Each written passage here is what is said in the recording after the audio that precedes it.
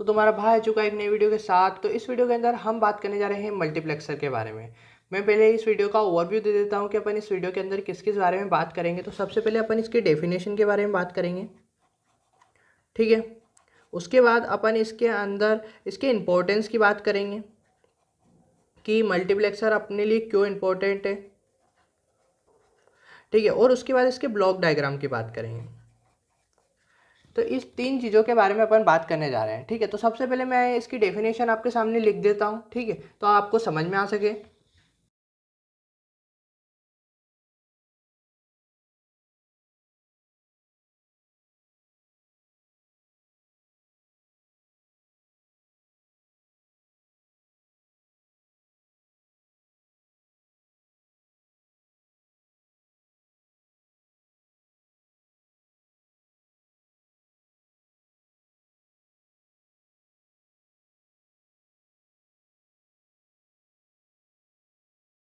ठीक है, तो मैंने ये आपके सामने मल्टीप्लेक्सर की डेफिनेशन लिख दी है। A multiplexer is a combinational circuit that has 2 to the power n input lines and a single output line, ठीक है। इससे अपने को ये समझ में आ रहा है कि जो मल्टीप्लेक्सर होता है वो कॉम्बिनेशनल सर्किट होता है, ठीक है। ये पहली बात तो क्लियर हो गई। और दूसरी बात ये है कि इसके अंदर 2 to the power n number of inputs line होती है।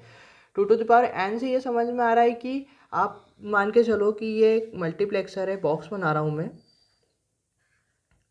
इसके अंदर 2 to the power n number मतलब 4 into 1 का मल्टीप्लेक्सर है, ठीक है। तो उसको अपन कैसे लिख सकते हैं, 2 to the power 2 into 1, ठीक है। तो अपन ने किस फॉर्म में लिख दिया, 2 to the power n के फॉर्म में इसको लिख दिया। तो ये अपना मल्टीप्लेक्सर हो गया जिसके अंदर 4 इनपुट है और 1 आउटपुट है, ठीक है। ये समझ में आया कि 2 to the power n inputs line होती है इसके अंदर, ये 2 to the power n inputs line है इसके अंदर और एक आउटपुट लाइन होती है, ठीक है।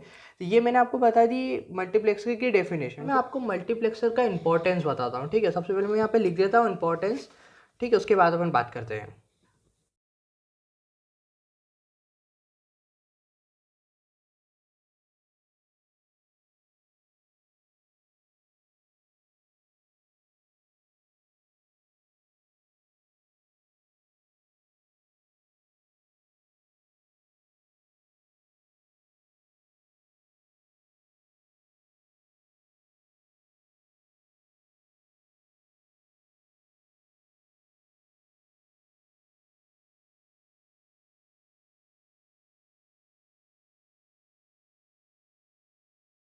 तो ये मैंने आपके सामने इंपॉर्टेंस के बारे में लिखा है मल्टीप्लेक्सर के। मैं आपको एक बार पढ़ के सुनाता हूँ। It is the functionally complete, that is all boolean functions can be represented by using one multiplexer without any other gate, ठीक है। आप इसके अंदर ये समझो कि आप किसी भी बुलियन फंक्शन को, जैसे कोई भी बुलियन फंक्शन अपन मान के चलते हैं, एग्जांपल लेते हैं किसी भी बुलियन फंक्शन का कि x बार y पर प्लस y बार x, ठीक है। ये एक बुलियन फंक्शन है। इसको अपन जब गेट की हेल्प से अपन रिप्रेजेंट करते हैं तो बहुत सारे गेट लगाने पड़ते हैं। आप यहाँ पर एक पहले एंड गेट लगाओगे, फिर इन दोनों के बीच में और गेट लगाओगे, ठीक है। इसकी जगह पे अपन इस इक्वेशन को अपन मल्टीप्लेक्सर की हेल्प से भी रिप्रेजेंट कर सकते हैं बड़ी ही सिंपल तरीके से, ठीक है। तो इसका इंपॉर्टेंस ये कहा जा सकता है कि अपन गेट को रिप्लेस कर रहे हैं, गेट्स को अपन रिप्लेस कर रहे हैं एक तरीके से, और सिंपल वे लेके आ रहे हैं इसको रिप्रेजेंट करने का, इस इक्वेशन को रिप्रेजेंट करने का, इस इक्वेशन को रिप्रेजेंट करने का एक सिंपल वे लेके आ रहे हैं जिसको बोलते हैं अपन मल्टीप्लेक्सर। तो ये मैंने आपको इंपॉर्टेंस के बारे में लिख दिया है यहाँ पर, ठीक है। अब बात करते हैं अपन इसके ब्लॉक डायग्राम की कि मल्टीप्लेक्सर का ब्लॉक डायग्राम कैसा होता है। मैं शीट चेंज कर लेता हूँ।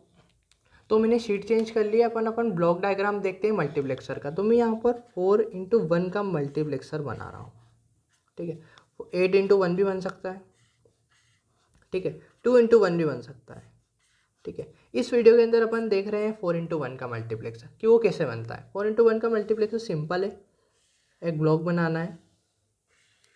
अब 4 into 1 है मतलब 4 नंबर ऑफ क्या है इनपुट से और 1 क्या है आउटपुट है। इसको आप ऐसे भी रिप्रेजेंट कर सकते हो, 2 to the power n में रिप्रेजेंट करना हो आपको तो कैसे, 2 to the power 2 into 1, ठीक है। जिसके अंदर 4 क्या है इनपुट से, 1 2 3 एंड 4, और 1 आउटपुट है। यहाँ पर I1 I2 I3 and I4, ठीक है। और F जो हो गया वो आपकी आउटपुट हो गई, ठीक है। अब अपन बात करते हैं इसके अंदर कि अपन सिलेक्ट कैसे करेंगे। इसके अंदर 2 सिलेक्ट लाइन होती है। 2 क्या होती है, सिलेक्ट लाइन होती है। अब आप बोलोगे भाई कि टू ही क्यों सिलेक्ट लाइन्स, तो टू सिलेक्ट लाइन्स इसलिए क्योंकि 4 इनपुट्स है आपके। तो 4 इनपुट्स को रिप्रेजेंट करने के लिए आप कितनी बीट का यूज़ करते हो? 2 बीट का यूज़ कर सकते हो। कौन कौन सी हो सकती है? 0 0 0 1 1 0 एंड 1 1। ठीक है, 2 बिट्स का जब आपने यूज़ किया तो आपने 4 कॉम्बिनेशंस लिख लिए। ठीक है, तो इनपुट्स कितनी है आपकी? 4 है, इसलिए अपन ने 2 बिट्स का यूज़ किया, इसलिए अपनी सिलेक्ट लाइन्स कितनी है? 2 सिलेक्ट लाइन है, S1 एंड S0। ठीक है, आप इस तरीके से भी सिलेक्ट लाइन को बता सकते हैं कि कितनी होगी, कि आप जो 2 की पावर में लिख रहे हो, 2 की पावर में कितनी लिख रहे हो? 2 लिख रहे हो, तो ये 2 की पावर में जो आपने लिखा है वो आपकी सिलेक्ट लाइन्स है। पर 2 की पावर में क्या है? 2 है, तो अपनी सिलेक्ट लाइन्स कितनी हो गई? 2 हो गई, S1 और S0। ठीक है, अब पता कैसे चलेगा कि कौन सा जो इनपुट है वो सिलेक्ट हो रहा है? तो पता ऐसे चलेगा कि जब 0 0 है, S1 भी 0 है, S0 भी 0 है, तो आपका I1 सिलेक्ट होगा।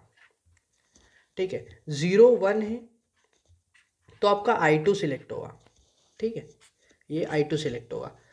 1 0 है तो आपका I3 सिलेक्ट होगा, और 1 1 है तो आपका I4 सिलेक्ट होगा। ठीक है, जब 0 0 है तो I1, 0 1 है तो I2, 1 0 है तो I3 और 1 1 है तो I4। ठीक है, ये आपको समझ में आया कि सिलेक्ट लाइन्स कितनी हो सकती है? जो भी आप 2 के पावर में लिख रहे हो वो सिलेक्ट लाइन्स हो जाएगी आपकी। और जब ये कॉम्बिनेशन देखोगे तो आपको पता चल जाएगी कि कौन सी इनपुट जो है वो सिलेक्ट हो रही है। ठीक है, ये समझ में आ गया। तो अगर इसको एसओवी फॉर्म में लिखने की कोशिश करें तो कैसे लिख सकते हैं? S1 का बार, क्योंकि 0 है, S0 का बार। ठीक है, तो कौन सी सिलेक्ट हो रही है? I1 सिलेक्ट हो रही है, तो I1 लिख दी, प्लस S1 का बार और S0 ऐसा का ऐसा, उसका बार नहीं क्योंकि 1 है। ठीक है, तो कौन सी सिलेक्ट हो रही है? I2 सिलेक्ट हो रही है, प्लस थर्ड वाला देखिए तो S1 ऐसा का ऐसा, S0 का बार, तो कौन सी सिलेक्ट हो रही है? I3 सिलेक्ट हो रही है। ठीक है, प्लस थर्ड वाला देखिए तो S1 और S0, तो आपकी कौन सी सिलेक्ट हो रही है? I4 सिलेक्ट हो रही है। ठीक है, तो इनको देखते हुए अपन ने इक्वेशन लिख दी। ये मैंने आपके सामने इक्वेशन लिख दी है। ठीक है, तो ये इसका ब्लॉक डायग्राम हो गया कि 4 इनपुट्स होती है, 1 आउटपुट होती है। आप सिलेक्ट लाइन कैसे डिसाइड करते हो? सिलेक्ट लाइन जब आपकी डिसाइड हो गई तो कौन से कॉम्बिनेशन में कौन सी इनपुट सिलेक्ट होगी। ठीक है, और ये मैंने आपका इक्वेशन लिख के बता दी। धन्यवाद।